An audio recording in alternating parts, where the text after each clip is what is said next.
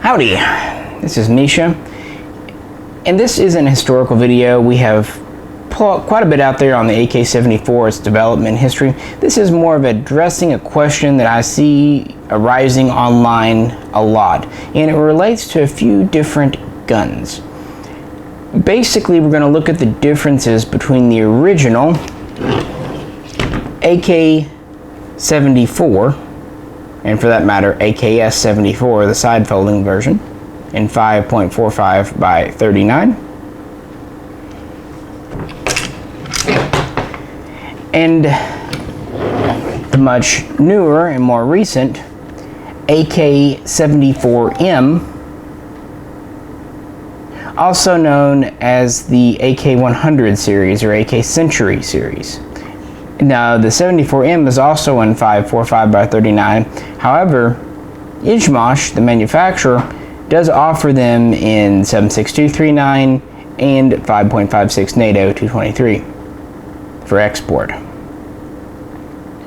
Now, to be clear, of course, these are not original full autos, although these are both original imports. This is my trusty SGL31 94 that I've changed up a bit to make it as close to a 74M as possible, so it'll be good for today.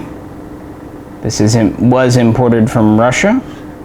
It was manufactured at the Izhmash factory. And here is my arsenal, SLR105A1. These have not been imported for a very long time, but were manufactured at the Circle 10 factory in Bulgaria back in 2004, and they built them with a mix of Bulgarian and even Russian 74 parts. So without going into the history, the original AK-74 was tested throughout the early 70s. Early adoption was in 74, of course, but they didn't really start to see service until 77 and 79 in Russia. Bulgaria picked up the AK-74 in 1984. Originally, they were just building using Russian parts. Later, they would manufacture more and more parts themselves in-house. However, after the end of communism, they would basically very quickly discontinue the whole 74 thing and the 5.45 by 39 thing. In Russia, however, the 74 continued to be very popular. Throughout the 80s, they would upgrade the design. They would go to more of a polymer furniture between 85 and 90. This is what we typically call plum. They would also improve the flash hider, the magazines, and many other components we'll look at in a bit.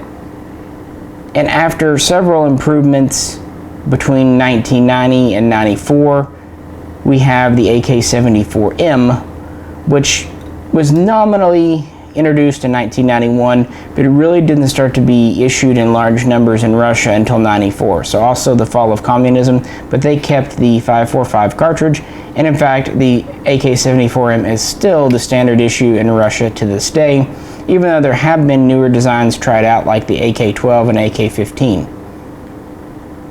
So at first, people think an AK-74M is basically just an AK-74. And so you see a lot of people trying to convert Segas into older guns with wood furniture, or you'll see them trying to convert older guns such as some of the Arsenal imports like the SLR107 or SLR106 into so-called AK100 type guns. And in this video, we're going to show you why that's really not possible, because there's so many differences. They are small, but when you have 50 small differences, they add up to one real big difference. So I'm going to try to start at the muzzle, but as I forget things, I'm sure I will come back and repeat myself and go on. But we'll start at the muzzle. This is a real good example of a relatively early, early to mid 80s AK-74, which is what Bulgaria stuck with. It has the single piece with short collar here on 24mm threads. It has the so-called zigzag break. Later they would go to what they would call a half moon. See the front side here, how it's done. Lightning cuts. We have the bayonet lug under here, cleaning rod. We have the 90-degree gas block. 16¼ inch barrel.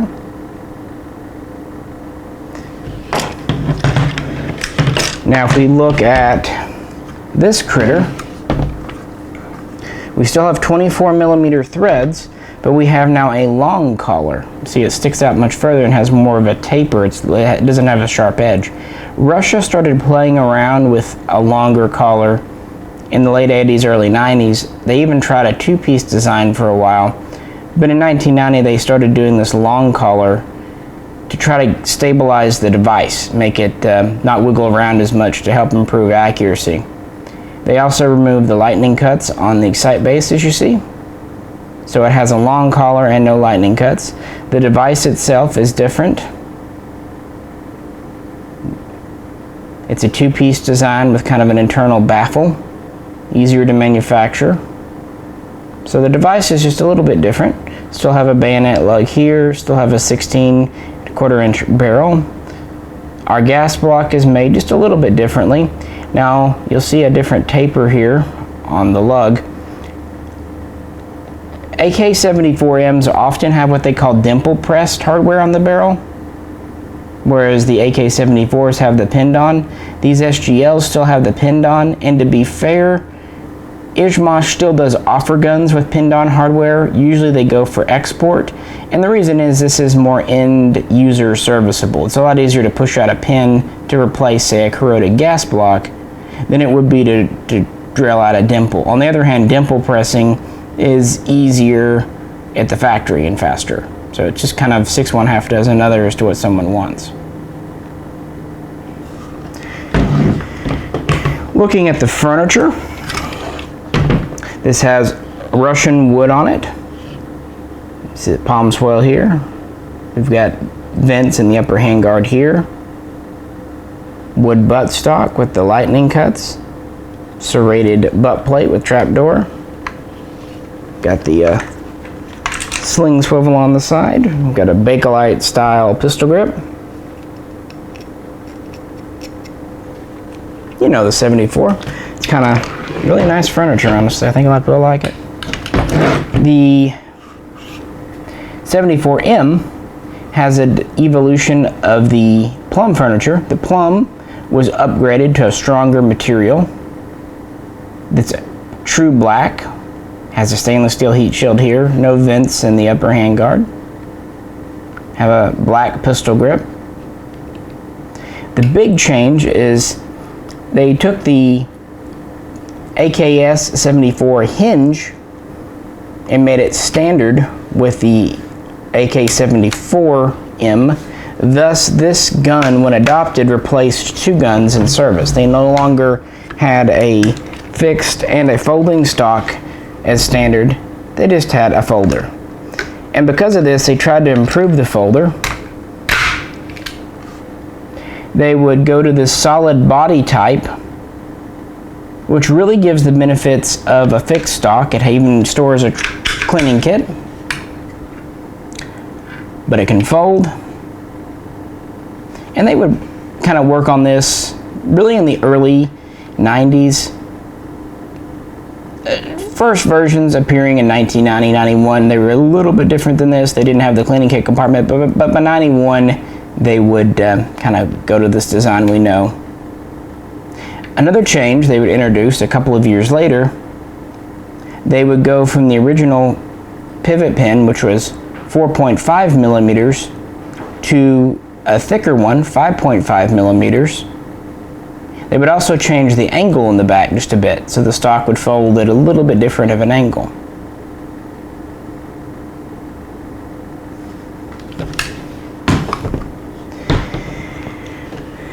Next up, you see this has a ribbed dust cover, very AKM style. Although this is a later type, what they might call kind of a lazy stamping. It also has a dimple here, which is above your safety. I'm assuming that was to give kind of purchase on your safety in case you needed it.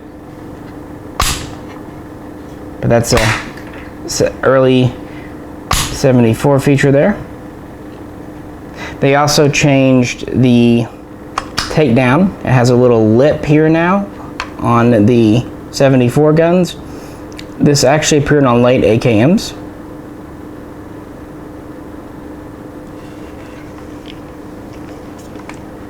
We have a scope rail here. You can see it's, oh, no, sorry, this one doesn't have a scope rail. Sorry guys, forgot I grabbed the 105 instead of the 104. Well, no scope rail on the standard 74s anyway. We have the typical rivets up here, so on and so forth. And now you see this top cover. It's smooth. Flip it over for you. It has this lip still, but no dimple again. This is thicker. It's kind of a return to, in some ways, the original AK Type 3 top cover. The thicker stamped steel, smooth. This was easier to machine, or stamp out, I should say. It was also a little bit stronger, a little more durable. And this would appear in the early to mid 90s as well with the whole design. It was kind of part of a whole packet of changes. Another change is the takedown button went from having that lip to retain it to an actual spring-loaded button. Now this was primarily introduced for rifle grenade launching or other heavy activities, and it did not appear until quite a bit later. I honestly don't recall right now, but it was the late 90s to early 2000s, and it was a while before all guns, if any. I don't think it was until like 07 it became pretty common in the Russian military. So it was one of the later changes to the 74M. Any of you that have a Vepr or Sega 12 gauge are familiar with this part as well. And the scope rail was also upgraded. The rail pattern is different. It's still the same basic style, but the pattern's a little different from the 74, and a rail became standard, whereas before it was only optional on the 74 guns. So part of the M upgrade was to make the rail along with the folding stock standard. Now on this side, you still see your two rivets here, but now you see this third one. Early on, when the Segas and SGL started to come in, people thought this was done to add a bullet guide. It's not. This is a common part on all AK74Ms. It was introduced in around 92 to 93. And it is there for the bolt to rotate and as a stop. And the thing is, if it were to wear, you would not have to replace your entire trunnion. You could just drill out this rivet and replace it. It's flat on this side, but it's rounded on the other, and it works with the bolt during functioning. There are other little parts that have changed. I don't know if you'll see them on camera, but I'll point them out just in case. The safety, for example, is shaped a little bit differently. Like I said, I don't know if you can tell on camera, but it is a little different. The trigger guard you see here is square on both sides. On this one, it is kind of has a dimple on this side right here, a little fork there.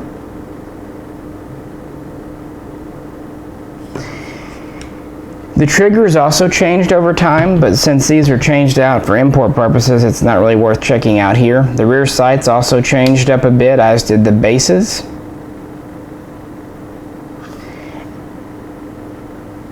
One thing that this would have normally in military service would be a grip reinforcing plate, which is only visible right behind the trigger as a small tab. The SGL semi-autos didn't have it. It's not really necessary, but folding stock guns in Russia would. Now fixed stock guns like this would not have it, but if you look at an SLR105 FR, it does. The AK74 started to have it. Well, for our final, we'll take her apart here. Look at our bolt carriers.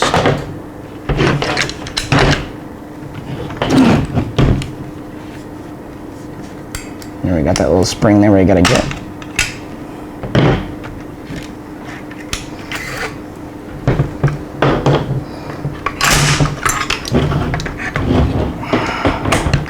There are some differences in our carriers here. Where did I put that, guys? I didn't take it out yet, did I? No, I didn't. Oh well. Why didn't you tell me? Probably the biggest difference you'll see is the piston head. The original 74 has flutes in it, like a standard AKM. They would delete these around 1988, 1989 in Russia. So you have just a smooth head, a little faster to machine, a little heavier.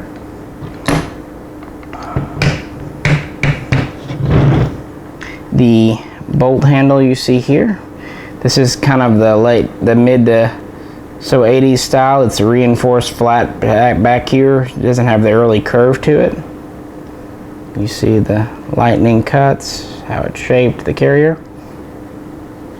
They changed that up a bit.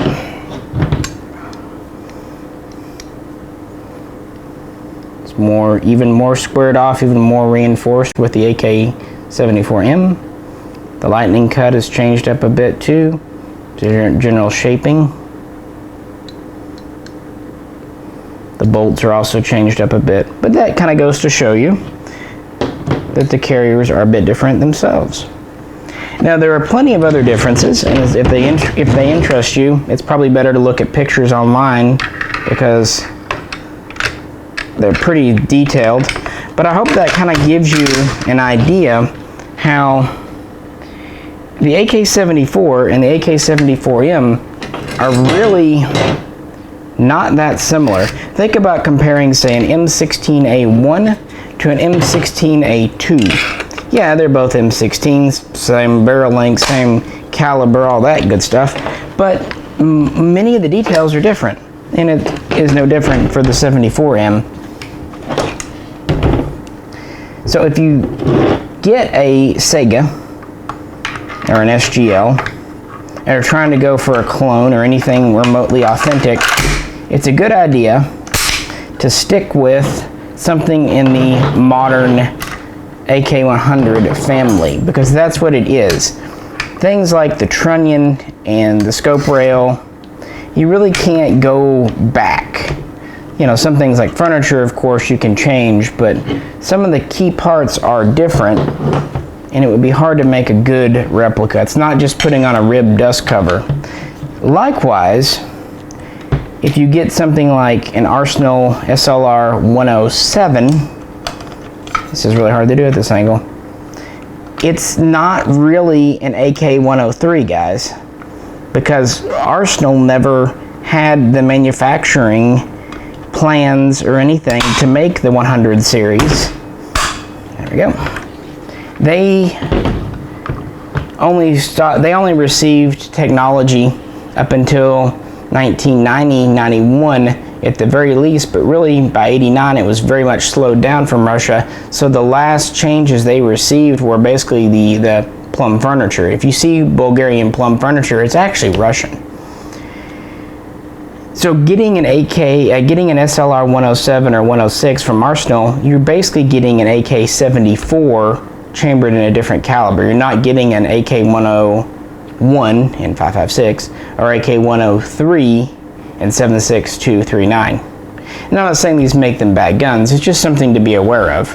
Then again, I'm a stickler for detail, and you know, if you've stuck with this channel long enough, you probably kind of like details too. These are both awesome guns for being imports. Well, just thought this video might help some people kind of understand the differences. I know I forgot some of them, so please feel free to help out and put them in the comments and along with pictures if you can. If you have any questions, we'll do our best to answer them. Just understand, you know, visual stuff's a little on the difficult side for me, so I'll do my best. If you like the video, please click like, and also check out some of our other AK-oriented vids if you would. And if you'd really like to help support us, please check out our Patreon page. This is Misha.